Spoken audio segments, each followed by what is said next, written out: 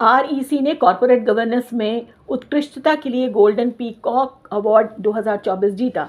भारत ने सीपीएसयू और एक प्रमुख एनबीएफसी आरईसी लिमिटेड को कॉर्पोरेट गवर्नेंस में उत्कृष्टता के लिए गोल्डन पीकॉक अवार्ड 2024 से सम्मानित किया गया है। यह पुरस्कार लंदन में आयोजित एक समारोह में गोल्डन पीकॉक अवार्ड सचिवालय और इंस्टीट्यूट ऑफ डायरेक्टर्स द्वारा प्रदान किया गया। Golden peacock award corporate governance के उच्चतम मानकों के प्रति आरईसी की अटूट प्रतिबद्धता का प्रमाण है। यह मान्यता पारदर्शिता, जवाबदेही और नैतिक व्यावसायिक प्रथाओं के प्रति आरईसी के समर्पण को रेखांकित करती है, जो उद्योग में इसकी निरंतर सफलता और प्रतिष्ठा का अभिन्न अंग रहे। आरईसी ने पावर वित्तीय सेवा श्रेणी में पुरस्कार जीता है। आरईसी के अध्यक्ष प्रबंध निदेशक विवेक कुमार देवांगन आईएएस ने पुरस्कार के लिए आभार व्यक्त करते हुए कॉर्पोरेट प्रशासन में उत्कृष्टता के लिए गोल्डन पीकॉक पुरस्कार प्राप्त करके हमें बहुत सम्मानित महसूस कर रहे हैं। यह सम्मान सुशासन के सिद्धांतों को बनाए रखने के हमारे निरंतर प्रयासों और हमारे हितधारकों के लिए दीर्घकालिक मूल्य बनाने की हमारी प्रतिबद्धता को दर्शाता है। आरईसी को भारत के 25वें मुख्य न्यायाधीश माननीय न्यायमूर्ति एमएन वेंकटचैल्या की अगुवाई में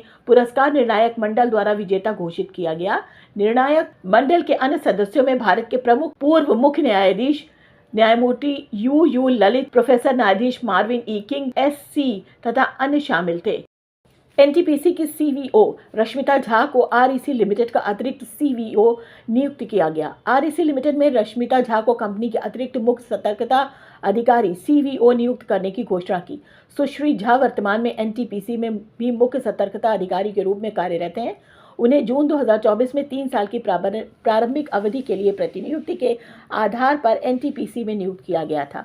रश्मिता झा ने 1997 बैच की भारतीय राजस्व सेवा आयकर की अधिकारी हैं। उन्होंने 1999 से 2023 तक दिल्ली क्षेत्र में केंद्रीय प्रत्यक्ष कर बोर्ड सीबीडीटी में विभिन्न पदों पर काम किया है। उन्होंने सीबीडीटी की सतर्कता और मुकदमेबाजी अनुभाग और वित्त मंत्रालय के राजस्व विभाग द्वारा शासित सेटलमेंट कमीशन में भी काम किया है। उन्होंने आयकर आयुक्त टीडीएस और आयकर आयुक्त लेखा परीक्षा, आयकर अपीलीय न्यायाधिकरण और आयकर नियुक्त अपील के रूप में बिहार और झारखंड क्षेत्र में अपनी सेवाएं दी है। आरईसी लिमिटेड में रश्मिता झा आईआरएस का स्वागत किया गया और आरईसी लिमिटेड के सीएमडी विवेक कुमार देवांगन ने उन्हें बधाई दी और बोर्ड में उनका स्वागत किया। अभिजीत मजूमदार ने ऑयल इंडिया लिमिटेड के निदेशक वित्त का पदभार संभाला। अभिजीत मजूमदार ने ऑयल इंडिया लिमिटेड के बोर्ड में निदेशक वित्त का पदभार संभाला। उन्होंने हरीश माधव का स्थान लिया, जो 30 जून 2024 को कंपनी से सेवानिवृत्त हो गए। मजूमदार 1998 में एक वरिष्ठ अधिकारी के रूप में ऑयल में शामिल हुए। उन्होंने ऑयल की खाड़ी अन्वेषण परियोजना में परियोजना वित्त विभाग का नेतृत्व किया, देश के अपस्ट्रीम नियामक डीजीएच में प्रतिनियुक्ति पर काम किया और ऑयल के फील्ड मुख्यालय दुलियाजान के वित्त और लेखा विभाग में काम किया। उन्होंने ऑयल और एचपीसीएल के संयुक्त उद्यम सीजीडीसी सिटी गैस डिस्ट्रीब्यूशन इकाई HP oil gas private limited में सीएफओ के रूप में महत्वपूर्ण भूमिका निभाई। Institute of cost and management accounts of India के प्रतिष्ठित सदस्य मजूमदार अर्थशास्त्र, कानून, एलएलबी में स्नातक की डिग्री, फॉरेस्ट मैनेजमेंट आईसीएफएआई में स्नातकोत्तर डिप्लोमा और आईआईसीए वैल्यूएशन सर्टिफिकेट प्रोग्राम किया है। वो 32 वर्षों से अधिक के शानदार करियर वाले एक प्रतिष्ठित वरिष्ठ पेशेवर हैं। सुमन कुमार को आईओसीएल के निदेशक पीएनबीडी के रूप में चुना गया। Indian oil corporation limited IOCL के ईडी सुमन कुमार को सबसे बड़ी भारतीय तेल PSU Indian oil corporation limited के निदेशक पीएनबीडी के रूप में चुना गया है। यह रिक्ति इसलिए नहीं भरी गई क्योंकि चयनित उम्मीदवार अरविंदर सिंह साहनी को बाद में आईओसीएल का अध्यक्ष चुना गया। तब से पेट्रोलियम और प्राकृतिक गैस मंत्रालय के साथ साथ प्रमुख तेल पीएसयू में यह जानने के लिए लंबा इंतजार किया जा रहा था। एनएसडीएल के विजय चांडोक को एमडी और सीईओ नियुक्त किया।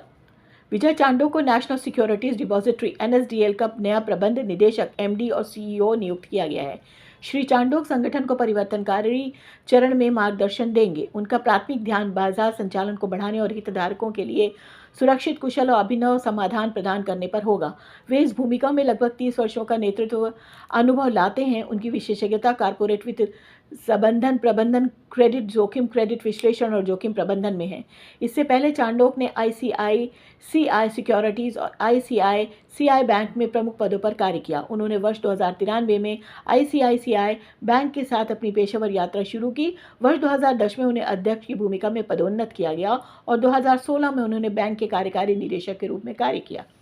आलोक कुमार शर्मा ने पावर ग्रिड के ईडी NR1 का पदभार संभाला। आलोक कुमार शर्मा ने power grid corporation of India limited power grid Faridabad के उत्तरी क्षेत्र ट्रांसमिशन सिस्टम 1 के कार्यकारी निदेशक का पदभार संभाला है। श्री शर्मा उत्तरी क्षेत्र 1 के अंतर्गत आने वाले क्षेत्रों में सभी केंद्रीय ट्रांसमिशन परियोजनाओं के निर्माण, संचालन और रख रखाव के लिए जिम्मेदार होंगे। आलोक शर्मा रुड़की विश्वविद्यालय जब IIT रुड़की से इलेक्ट्रिकल इंजीनियर हैं और उनके पास NMIMS मुंबई में HR में पोस्ट ग्रेजुएट हैं और डिप्लोमा भी हैं। वह SS management, project management, business development, testing and commissioning और कॉन्ट्रैक्ट्स में 33 वर्षों से अधिक वर्षों के अनुभव वाले तकनीकी विशेषज्ञ हैं। SJVN हाइड्रो पावर स्टेशन ने डिजाइनिंग ऊर्जा उत्पादन में मील का पत्थर हासिल किया। SJVN लिमिटेड ने प्रमुख 1500 megawatt Nathpa Jhakri hydro power station NJHPS ने डिजाइन ऊर्जा उत्पादन में एक महत्वपूर्ण मील पत्थर हासिल किया है। 1 दिसंबर को NJHPS ने 6,612 मिलियन यूनिट की अपनी डिज़ाइन ऊर्जा उत्पादन हासिल किया। यह 19 नवंबर 2011 को स्थापित सबसे तेज़ डिज़ाइन ऊर्जा उत्पादन रिकॉर्ड के बाद दूसरा सबसे तेज़ डिज़ाइन ऊर्जा उत्पादन है। चालू वित्त वर्ष 2024-25 के 8 महीनों में यह मील का पत्थर हासिल किया गया है।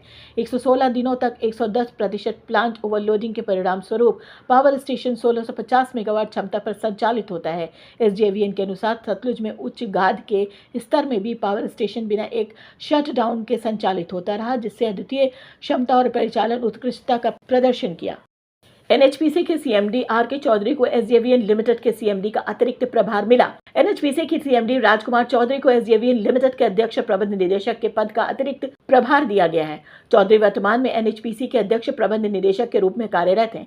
श्री चौधरी के पास बिजली क्षेत्र और जल विद्युत विकास में 35 वर्षों से अधिक का समृद्ध और विशाल अनुभव है। उनके पास जल विद्युत परियोजना के विकास के सभी पहलुओं में विशेषज्ञता और गहन ज्ञान है।